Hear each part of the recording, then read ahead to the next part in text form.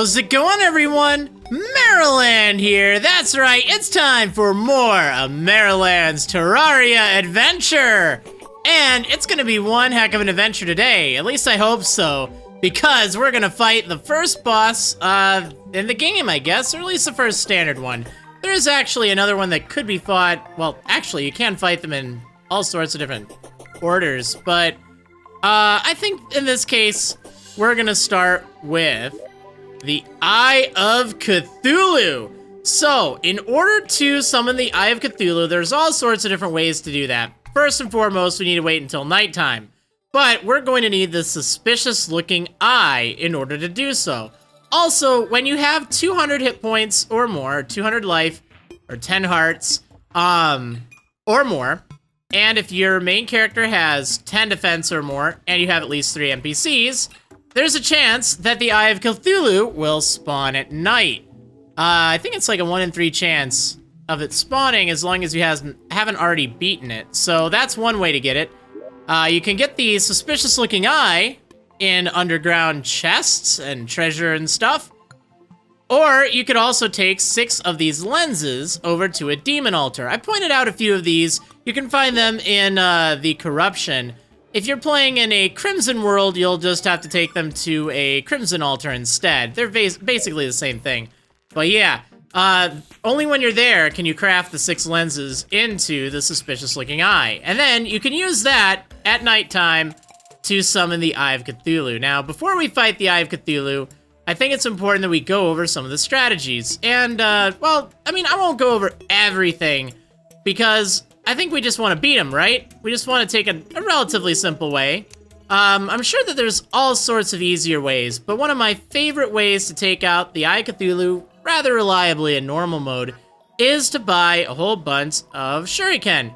Because you can toss this. I did a little bit of organizing, by the way.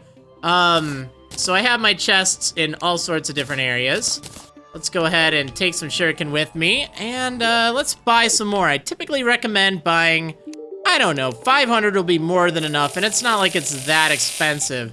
So let's do, I don't know, there we go, we got 500. It's not that expensive, definitely worth it. You want to make sure you have some sort of healing potions. Preferably stronger healing potions, but normal healing potions or lesser healing potions rather will get the job done as opposed to the standard healing potion. In order to make this, you need to find glowing mushroom, and you know what? We haven't found that. Iron skin potions are also recommended, as are regeneration potions if you happen to have them. I have 15 defense, which is quite a lot. And one thing I didn't really mention that much in the last episode is the armor bonus and stuff. So I'm wearing full lead. This gives me a set bonus of 3 defense. That's sort of like having an extra piece. In Terraria, at least for most circumstances, you're actually better off not mixing and matching your equipment. Even if you could make, say, a silver or tungsten helmet, and it might offer more defense, you lose that set bonus. So you're actually kind of shooting yourself in the foot if you do that, which is why, as a general rule, you want to make sure you have enough to make the whole set of the armor. And the good news is, I actually do have enough to make a full set of tungsten, which is great. I think I might even have enough for a full set of platinum. Let's find out. So we need to smelt some of this stuff up. I needed to do this in the last episode, but we were pretty short on time. Oh, I need 90 platinum bars to make the armor. It's really expensive. That's okay, we're pretty close. But I know I have enough to make some tungsten armor. My goodness, yes I do. Yes I do. I can make some more tungsten stuff too. Plus, I can make an amethyst hook. A hook is a great idea for something to have because you're gonna need it. There are a few different ways to make a hook. The original way was you find a hook from a piranha or a skeleton, I think, and kind of an uncommon drop, and then you just combine that with some chain. That method still works, but more likely than not, you'll probably find some gems while you're underground. If you find 15 of a gem, you can make a hook out of that gem, and I strongly recommend you do that if you don't have a hook. When you do that, you'll make the hook, and the hooks are actually placed in a special tab of your equipment. you have to click this thing that kind of looks like a hook. And then you place it in this slot right there. Cool. Now, in order to use a hook, we need to press the E key by default if you're playing on the PC version. And that kind of propels you forward in the direction that your mouse cursor is pointing. So you definitely want to try to aim properly. And yeah, it's really awesome. You then stay stuck on the wall for a while. So, you know, you could like mine or set a torch or something like that. Very handy. You can also jump, and you can shoot your hook while jumping. This is a great item to save you from falls, too. If you can grab onto the wall before you end up going splat on the ground, yeah, that can save your life. So hooks are definitely something you want to get in this game. Try to make sure you get one as soon as possible. Now, I can also build a set of tungsten armor, which is great. It's probably overkill, to be honest. Platinum, unfortunately, is quite a bit more expensive. It's gonna take me, I think, 90 bars. But the tungsten, I think, takes, what, 275 of the ore? And we have plenty of that. We have 99 bars. I think it's, what, 50, 75 bars. So let's go ahead and make a full set of tungsten. Again, notice how my defense is 15. If I equip that, it's 13 now because, yeah, you don't get the set bonus unless you have the set. So, as a general rule, you want to have the set going on. Wonderful. So, I'm actually going to unequip the climbing claws because it adds so much defense that I think it'll take away from the challenge. You can fight the Eye of Cthulhu in lead on normal mode. It's not a problem. If you can get some silver or some tungsten, you'll be much better, but you certainly can do it with lead. You could do it without armor if you're really good at dodging, but we're just gonna go ahead and go with the recommendation of having some silver. I also do recommend making a little arena, actually, for you to, oh, where's all my wood at? I think I must have put that away in, have a bulk blocks thing now. Yeah, there we go. We want to keep that all the time, but let's go ahead and put my armor away. So, oh, I like to sort things like this. And we're just gonna unequip the climbing claws. So, before we start, we gotta wait for it to be nighttime, but there's also one other thing I didn't show last time. Well, I'm sure there's a few other things, but yeah, that extractinator right here. Let's go ahead and take some of that slush that I was talking about and show you how to work this thing. So, all we need to do is just left-click the block onto it, and we'll get a whole ton of stuff. Yeah, you can get ores, even ores that don't naturally spawn in your world, and you can get some money, and there's some pretty cool items you can get there. But yeah, wait, did I put away? I did put away my, potions. I recommend making some iron skin potions for the fight. These actually aren't that difficult to make. You need to have a bottle on like a workbench or table or something, and you need to have some water, and you need to have some lead or iron, and I think just a day bloom, so it's not really that bad. In fact, here, let's talk to the guide, and we'll just see how it is. You can find them when you're exploring too.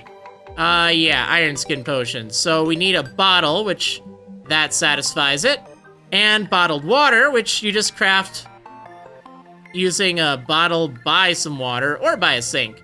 Day bloom and iron ore, so really useful. Raises your defense by 8, which that's a lot for this point in the game, so definitely worthwhile.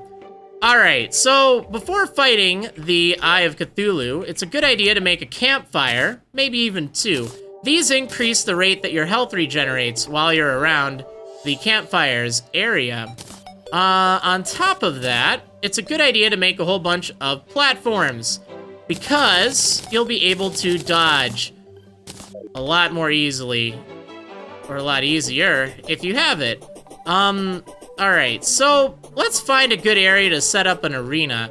It doesn't have to be enormous or anything, but I guess we'll start here. Let's take this tree, and we will, I think we can do this. Yeah, there we go.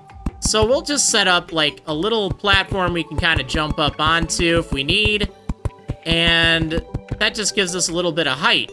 Let's go ahead and take this guy out. You're in my way, pal. Oh, I should really make a better axe, huh?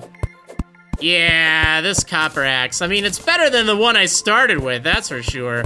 But it's still not gonna get anything done. Okay, so, now, oh, hi worm, what's up? I've been collecting a bunch of worms, by the way, just so that way I can, hopefully do some fishing later on to get some cool things. You know what, I'm just gonna mine it and replace it. I could do the hammer, but Alright, now I can jump up. That's fine, perfect. And let's actually go ahead and add another layer to this, just so we're able to jump up to it. We can, okay, cool. So if you do something like this, it's very basic, very rudimentary. You do have to watch out a little bit for, zombies and the demon eyes and stuff, but it's not too bad. If you have sunflowers, I know I was kind of recommending those earlier, those are also a good thing to place nearby. In fact, I should probably just go over and grab the sunflower around the base. Just so we'll have it over here, because it's going to do us a little bit more good over there. It looks like the angler that is finally alive likes the little pond. Okay, so we're going to grab this sunflower, and we're going to take it over there. Again, this isn't necessary, it just does help cut back on the number of enemies that spawn around this little arena. We also do want to make sure that it is properly illuminated. Will this work? Will that work? I think it's because there's some flowers in the way. There we go. All right, yes, so let's go ahead and place some torches around, just so we can kind of see what's going on. You might also want to seal the side of it with, like, dirt or something else just to keep the floating eyes away. Not necessary, but they can sometimes get in the way during the fight. But this should get the job done for right now. Let's see, what else to talk about? So I do recommend either silver or tungsten. You could get by with lead. I wouldn't recommend doing it with anything less than lead. Of course, you can. I'm not saying you can't do it, I'm just saying that I don't recommend it, especially if you're a beginner, you're not too used to the game. As far as weapons go, for fighting the Eye of Cthulhu, if you don't want to use the shuriken, I would recommend having, a yo-yo. Actually, let's go make a yo-yo really quick. Although it is dark time out right now, so that's the other thing. You do have to defeat the Eye of Cthulhu before sunrise. Otherwise, it'll just go away, and that's not any good, is it? Well, let's go ahead and take the item with. I do have the potions. By the way, if ever I need a buff, I can just press B, and that'll automatically use any buffing potions in my inventory. Oh, you know what? I also do not need my recall potions anymore. They're worthless. I have my ice mirror. I'm good. Totally good. All right, what else do I need? I was going to... what was I going to do? I was going to make a yo-yo. And all I needed to make that was just a little bit of cobweb.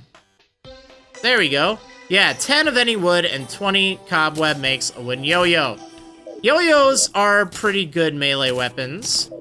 And how they work is you hold in left click and you can kind of direct the yo-yo with your mouse. And it will hit enemies. Sorry, squirrel, you gotta be my guinea pig. Yeah, and it kind of bounces off them and hits them over and over again. So that's pretty good. A spear is okay. You'd probably be better off with a trident if you can get one in an ocean chest. I guess if you get a chain knife, that's pretty cool. An ice sword, which I don't have. That's pretty good against it. For, what is it? Ranged. A bow and some arrows is a good idea. If you have jester arrows, those will work very well. And for magic, you're probably going to want to have a magical staff of some sort. You make those with a different type of metal and a different type of gem. I don't think I actually have anything to make it. Let me open up my ores and ingots. I know I'm wasting time. Ideally, I want to fight as soon as it starts. Yeah, unfortunately, I did not get enough stuff to make that, which is a bit of a shame. But, oh well, it's fine. Let's go ahead and craft up another mana crystal. And let's start the fight against the Eye of Cthulhu. Also, the running boots here, they're definitely recommended. Like, you'll be in great shape if you have them. But even if you don't have them, they should be fine. I'm going to unequip them just to kind of give more of a more of the experience if you don't have the same luck with accessories that I do. All right, so are we ready? We're not, because you know what? We want to make sure we have enough health.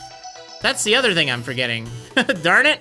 I knew there was something. I saved 2 heart crystals, or life crystals that I found while exploring. I saved those just for such an occasion. Here we go. Yeah, I didn't want the Eye of Cthulhu to accidentally spawn while I was in the middle of, like, I don't know, organizing chests and stuff, and when I wasn't recording. So you want to keep your life at 180 until you're ready. But I'm definitely ready now. Oh, I guess the boomerang could work, but yeah, let's go for it. The Eye of Cthulhu has awoken. So yeah, it's this big eyeball thing, and he shoots little mini eyes at you. I'm just gonna kind of just play with him a little bit for a moment here.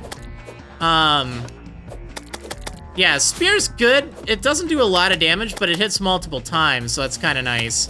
It also does get rid of any of those eyeballs. You could jump if you wanted. Let's try the cactus sword out. Yeah, your cactus sword probably isn't going to be sufficient. The ice boomerang does pretty good, though. Okay, now, I should probably stop playing around and actually use the strategy I was going to recommend. Oh, well, let's try the yo-yo out. See, if you use the yo-yo, you can kind of get rid of those little eyeballs as they appear.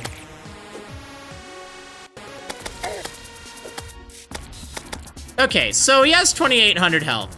Oh, also these javelins would work pretty darn well if you got those while exploring, but I wouldn't count on getting them. The shuriken are the best idea. Okay, now to the real strategy. Enough playing around with this guy. So, he shoots some eyeballs, and then he charges at you 3 times, and then he'll go back up above you afterwards. In this case, he's above me. So, when he's like that, you just want to stand under him, and just keep hitting left click to throw shuriken.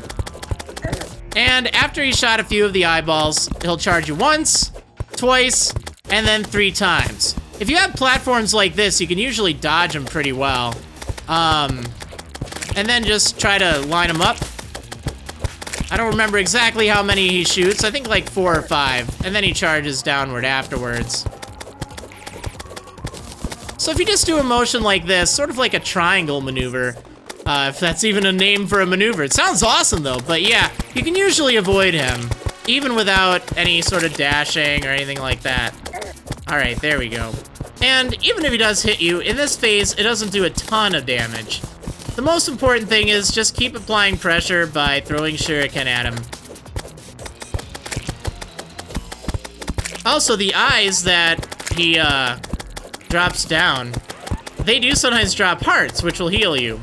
Remember to press H during the fight if ever you need to heal, like, right away.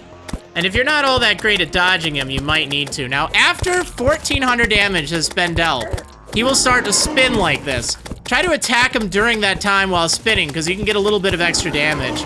But in this phase, he'll kind of move around and then chase you 3 times like that.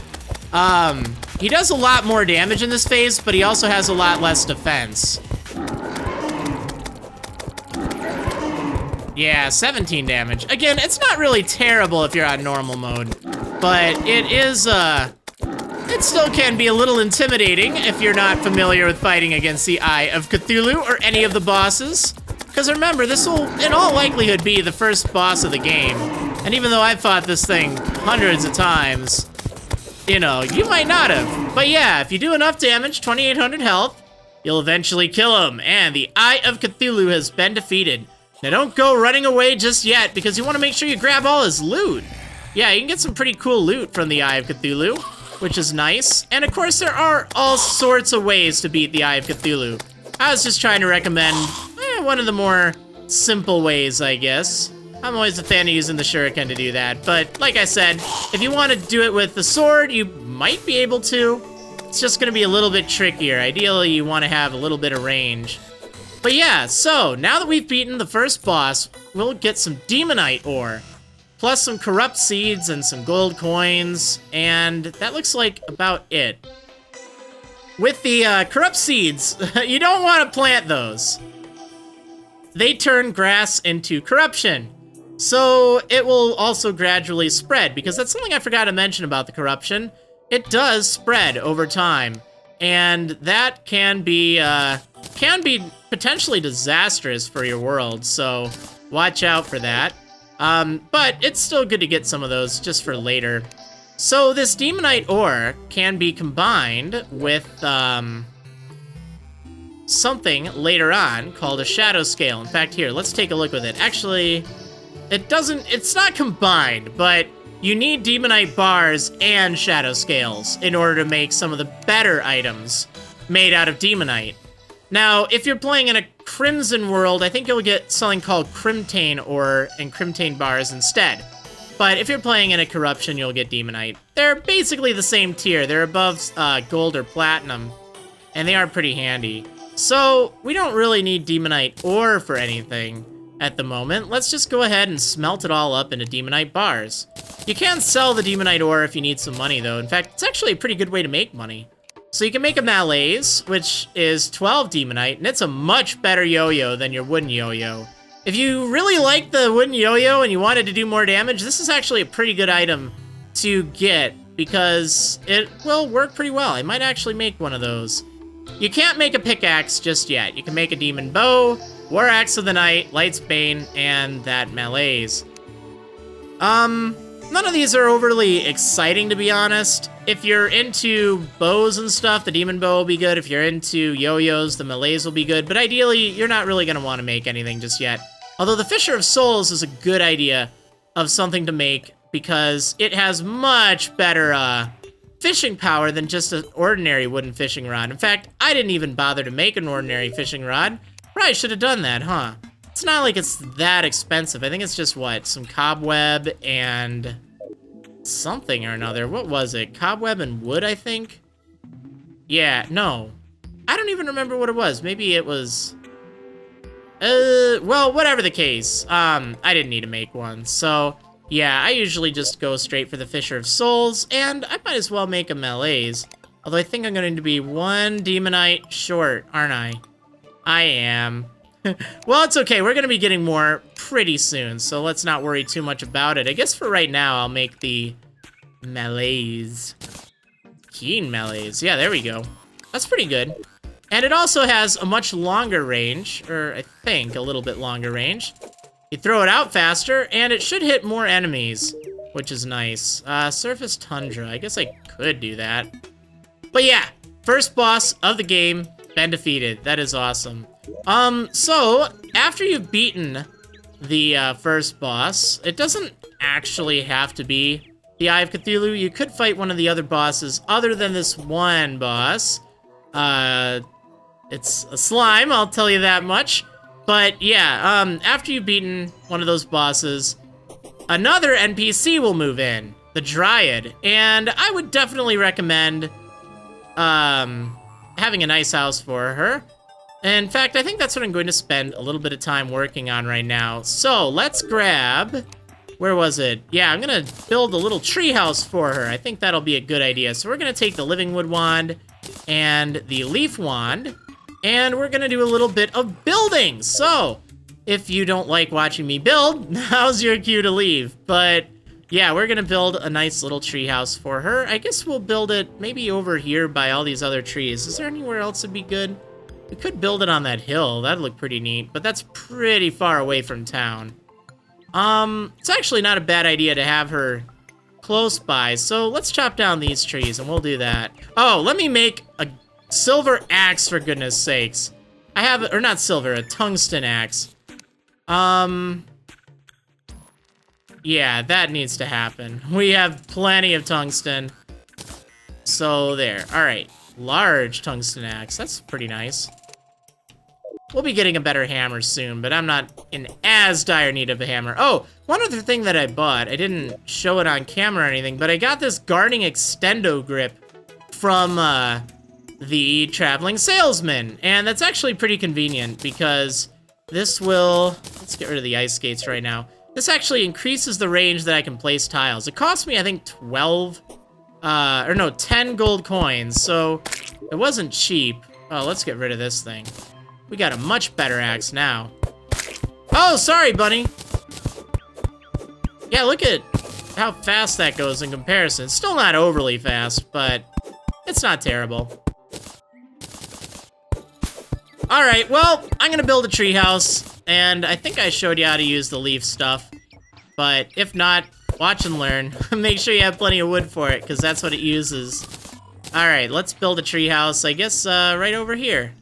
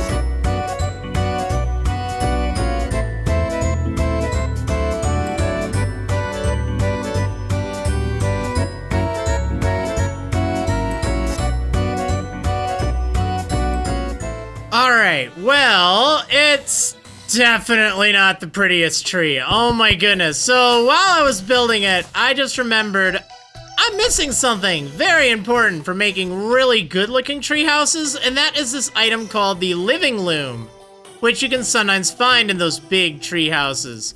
I don't think I actually got one, so with that, you can make really cool walls that look like they're made out of leaves and everything.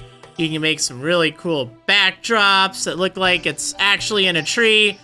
Yeah, I don't think I have that. So I put dirt as the wall. Yeah, I know. Really exciting, right? And I put just normal wood. I'll replace it later if I happen to get one of those living looms. But I guess for right now... Oh, sorry, squirrel. I guess for right now, it'll have to do.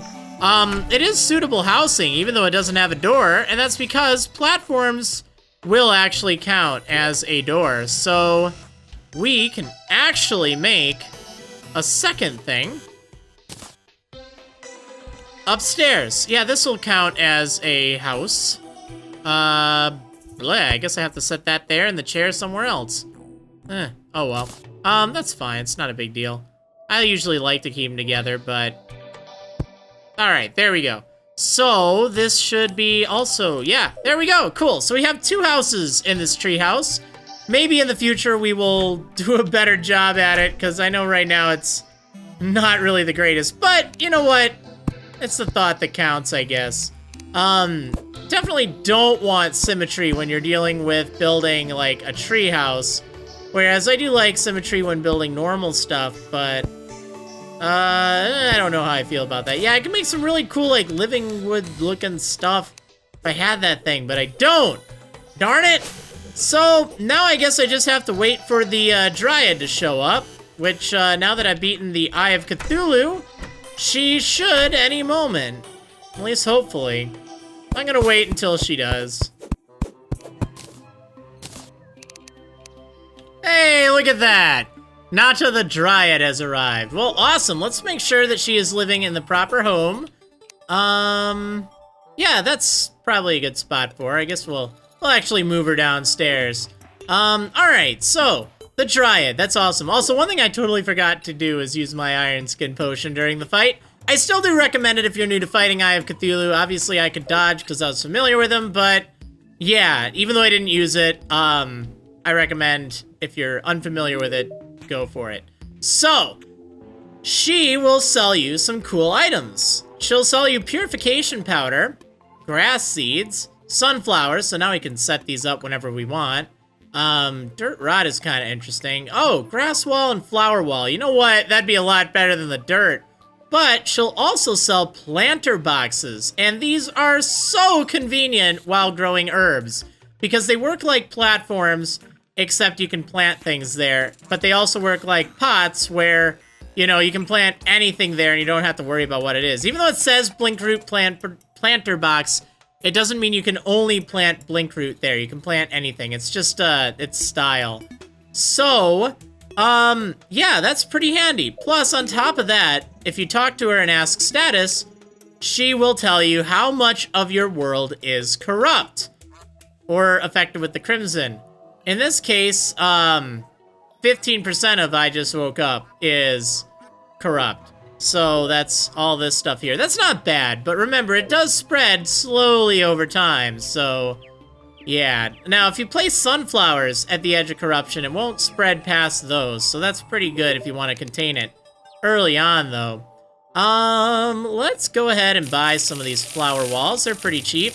And some planter boxes. You can kind of show these off.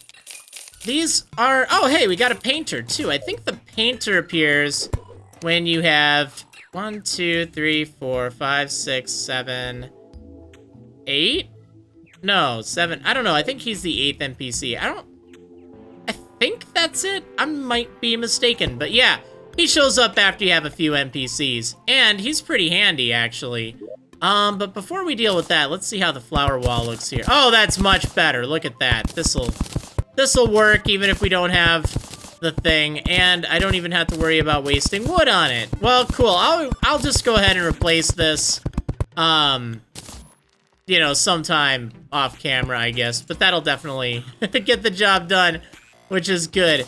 Alright, and then for the planters, these are pretty handy as well. Let's, I should probably set up, like, a basement kind of garden thing.